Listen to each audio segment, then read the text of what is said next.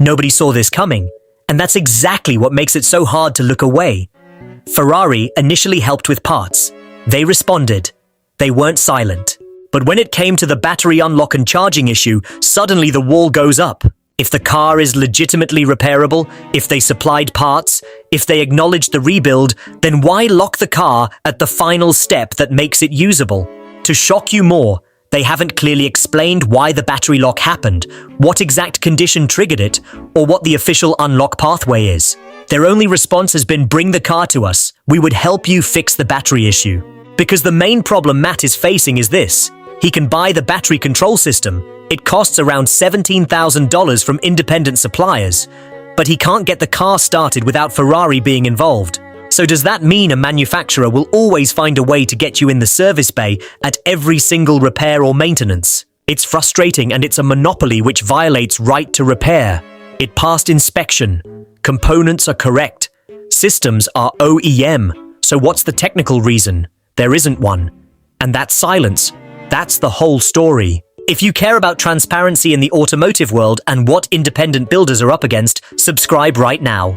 This channel is where those questions don't go unanswered. Here's what most people missed in this story. Ferrari's cooperation wasn't silence-breaking generosity. It was controlled exposure. They supplied parts early in the rebuild process. They responded to inquiries.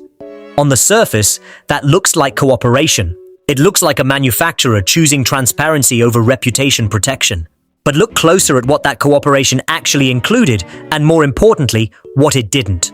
Parts, yes. Communication, selective. But activation, absolutely not. And Ferrari has never formally documented what triggered the lock, what specific fault logic the system registered, or what measurable criteria must be satisfied before any unlock is considered. That is not cooperation. That is the appearance of cooperation with the walls already built around the only thing that matters, whether the car actually runs. Helping someone rebuild an engine and then locking the ignition is not support, it's selective transparency. And selective transparency, when it comes from a billion-dollar manufacturer dealing with a single independent builder, isn't neutral. It's a strategy. Now let's talk about what owning a Ferrari actually means in 2024. Because this is where the story gets heavier than most people want to admit. When you buy a Ferrari, you receive a title. You receive a VIN. You receive the physical object. But do you receive the car? Not entirely. The 296 GTB, like most modern performance hybrids, operates on layered software architecture. ECUs govern nearly every system, including the high-voltage battery management. Those systems can be locked remotely. They can require dealer-present activation after certain fault conditions are triggered. They can be coded in ways that make independent diagnostics incomplete at best, invisible at worst. So the question isn't whether you own the car legally. The question is whether ownership, in any meaningful sense, survives the first major repair outside an authorized facility. Because if the manufacturer retains the ability to make a functioning car non-functional through a software gate, then what you purchased wasn't full ownership. It was a conditional license to use the hardware until the moment the manufacturer decides the conditions have changed. And here's the part nobody is saying out loud, that condition isn't always mechanical failure. Sometimes the condition is that a rebuild happened somewhere they didn't authorize. And this is where Ferrari's selective support stops looking like a policy and starts looking like a sequence. Think about the timeline. Early rebuild stages. Ferrari responds. Parts become available. The narrative starts to form that this is a manufacturer willing to engage, willing to let an independent builder work within the system. That narrative is valuable. It softens the criticism. It makes Ferrari look reasonable at the exact moment when the most public scrutiny is on the rebuild. But as the car moves closer to completion, as the moment where it either starts or doesn't approaches, the support evaporates. Not loudly, not with an official statement, just quietly. And completely. The question that opens here is one Ferrari has not answered. Was that support withdrawn for technical reasons? Or was it withdrawn because a running, independently rebuilt 296 GTB is something Ferrari's brand architecture simply cannot afford to exist on YouTube with millions of views? Here is where Ferrari's position becomes genuinely indefensible. Not because independent rebuilds are without risk. Not because battery safety isn't a serious engineering concern, But because Ferrari has not told Matt Armstrong, or anyone watching this, what specific fault was flagged, what data triggered the lock, what sensor threshold was crossed, what measurable condition the car must achieve before unlock is granted, they have not published a technical threshold. They have not pointed to a specific DTC code. They have said, bring it to us. That is not an engineering answer. That is a service funnel dressed as a safety policy. And the difference between those two things matters enormously, because a real safety standard is documented, measurable, and achievable by anyone with the right equipment. A service funnel is none of those things. It just requires your presence, your time, and your money at a specific location. Until Ferrari publishes the exact fault logic, the exact unlock criteria, and the exact diagnostic pathway, the only honest conclusion available is that they know what the answer is and they've chosen not to share it. That choice is not neutral. That choice has a function.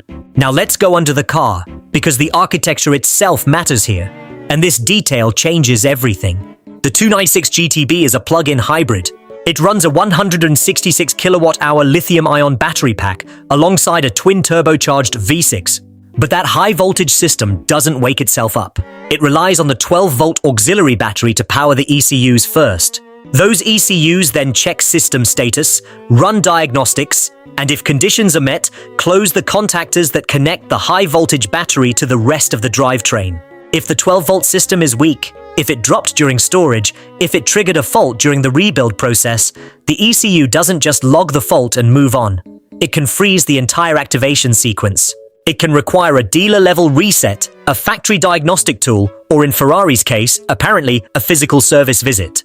Now you might think that sounds like reasonable safety engineering, and it might be, but here's where it stops making sense. If the 12-volt battery was replaced, if the high-voltage components were restored to spec, if the car passed every mechanical inspection available to an independent shop, then the fault condition that triggered the lock should be resolvable through diagnostics. Let's talk about what $17,000 actually exposes in this story. Matt can source the battery control unit. He can order it. He can install it. The part exists in the independent supply chain, and yet the car doesn't run. Because the part without the software authorization is hardware without a handshake. You have the component, you don't have the key. Now scale that reality beyond this one car. Apply it to every Ferrari owner who takes their vehicle outside the dealer network for major work. And now here is the question this whole story has been building toward.